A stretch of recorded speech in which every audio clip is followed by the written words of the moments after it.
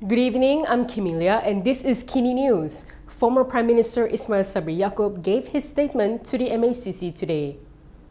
Ismail Sabri arrived at the MACC headquarters at around 9:45 a.m. and was seen leaving at around 3 p.m. He was being quizzed by investigators regarding alleged corruption linked to the Keluarga Malaysia government project. Lawyer Ragunath Kesavan told Malaysiakini that the statement recording session will continue tomorrow, where Ismail Sabri is expected to meet the investigating officers again at 10 a.m. However, Kesavan declined to comment when asked for further details on today's questioning. Ismail Sabri was supposed to give his statement on March 7th, but it was postponed due to health reasons. He was rushed to a private medical center on February 21st after collapsing at his home. On March 3rd, MACC Chief Commissioner Azam Baki reportedly said that Ismail Sabri was a suspect in the investigation following the discovery of about 170 million ringgit in various currencies in a safe house. Also seized were 16 kg of gold bars, estimated to be worth almost 7 million ringgit. C4 has slammed Azam Baki for naming the Sabah scandal whistleblower. It said his actions were sheer negligence. The Center to Combat Corruption and Cronyism has hit out at MACC Chief Commissioner Azam Baki for naming the whistleblower in the Sabah corruption scandal. In a statement today, C4 condemned Azam's actions, saying that it was sheer negligence. C4 said the risk that this whistleblower has taken in seeking to come forward with his story is clear, yet authorities seem to have completely disregarded his safety and security. It added that Azam's disclosure only increased the threat posed to the whistleblower for his actions. C4 also asked the government how it expects whistleblowers to come forward with confidential information, seeing how it had treated the Sabah business person. It said it is bad enough to have a restrictive approach to whistleblower protection by insisting that only those who are completely innocent may receive protection, but to actively undermine the security and safety of someone who comes forward with a disclosure of improper conduct is beyond unacceptable. It also noted it was unrealistic to expect all whistleblowers to have clean hands in coming forward. With this, it called for amendments to the Whistleblower Protection Act to allow for disclosure to parties other than the relevant government agencies, such as the media and the public. C4 also called for the removal of Section 11(1)(a), which automatically revokes protection if the whistleblower is involved in improper conduct, and to instead give different levels of protection depending on the level of involvement. Before we move on, consider supporting us by scanning the QR code on the screen and subscribing to Malaysiakini. Still on the Sabah scandal, the whistleblower was questioned by the MACC yesterday for more than 5 hours. He told Malaysiakini that everything went well and he had been called for questioning again. The whistleblower in the Sabah corruption scandal was questioned for more than 5 hours at the MACC headquarters yesterday. He told Malaysiakini that the session started at 11:30 a.m. and ended at 5 p.m. and his lawyer Mahajot Singh was present throughout the session. He added that everything went well and he has been called again for questioning. Previously, the 36-year-old business person has alleged that he had bribed several assembly persons in exchange for mineral exploration licenses. On Wednesday, rights group Lawyers for Liberty submitted the full, unedited videos to the MACC. This came after MACC Chief Commissioner Azam Baki said the edited videos published by Malaysiakini could not be used as evidence. Meanwhile, Sabah Chief Minister Haji Noor has denied the allegations and accused the business person of colluding with those with vested interests to undermine his government.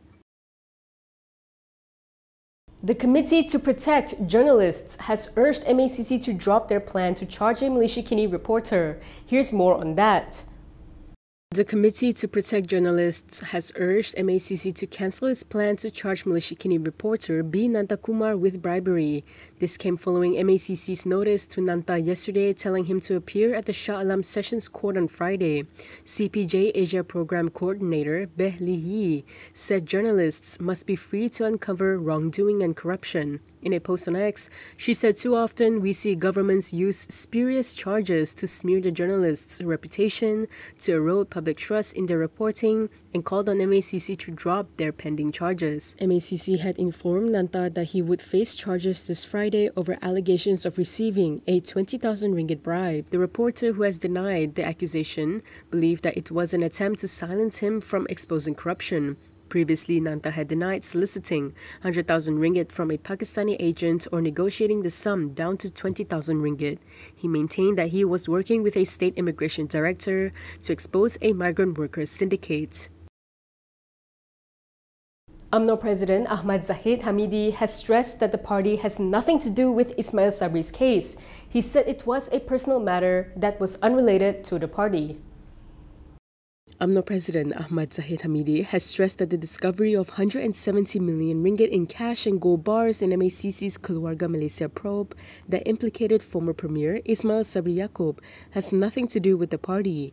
He told reporters this during the UMNO Supreme Council Breaking Fast event at the party's headquarters in Kuala Lumpur last night. He said the investigation against Ismail Sabri was a personal matter that was unrelated to the party and would not affect UMNO. UMNO tidak pernah terlibat dengan wang dan jongkong emas yang telah disita oleh SPRM, dan dia tidak ada kaitan langsung untuk dana politik ataupun kutipan yang dibuat oleh UMNO. Dan di dalam hal ini kita menyerahkan kepada SPRM untuk mengambil tindakan susulan, dan jika tindakan perundangan sekalipun maka itu terserah kepada SPRM dan juga Jabatan Peguam Negara. Zaid also shared that he had advised Tunku Zafrul Aziz to think things through and to not rush his intention to join PKR. UMNO President Ahmad Zahid Hamidi said he has advised Tunku Zafrul Aziz not to make a hasty decision about leaving the party for PKR. He said this in response to a question on rumours about the UMNO Supreme Council member contemplating joining Prime Minister Anwar Ibrahim's party. Saya memperakui bahawa beliau telah bertemu dengan saya minggu lalu, dan saya telah memberikan pandangan parti bahawa beliau tidak perlu tergesa-gesa untuk membuat keputusan sekarang, kerana beliau adalah Menteri MITI, beliau adalah Ketua UMNO bahagian Putrajaya, beliau juga adalah Ahli Majlis Tinggi yang dipilih dan menang, jadi tidak perlu tergesa-gesa. Jadi dalam keadaan itu beliau bersetuju dengan saya, dan insya-Allah setakat hari ini beliau masih lagi menjadi ahli UMNO. Previously, Anwar had reportedly said that PKR always opens its door to anyone who can contribute to its struggle. However, UMNO Secretary General Ashraf Wajdi Dusuki said the party would never allow party hopping among members of the federal coalition government. Selangor PAS has called on its supporters who live in Selangor but vote elsewhere to change their voting address. Its state chief said that this could help PN capture the state in the next general election.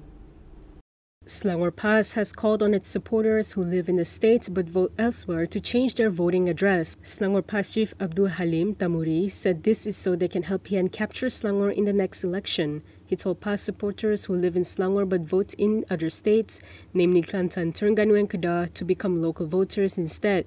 He added that this is especially in constituencies where they need support like Shah Alam, Sungai Buloh, Bangi, Sekinchan, Semenyi and Sepang. He said this during a breaking fast and dialogue event with the media in Shah Alam last night.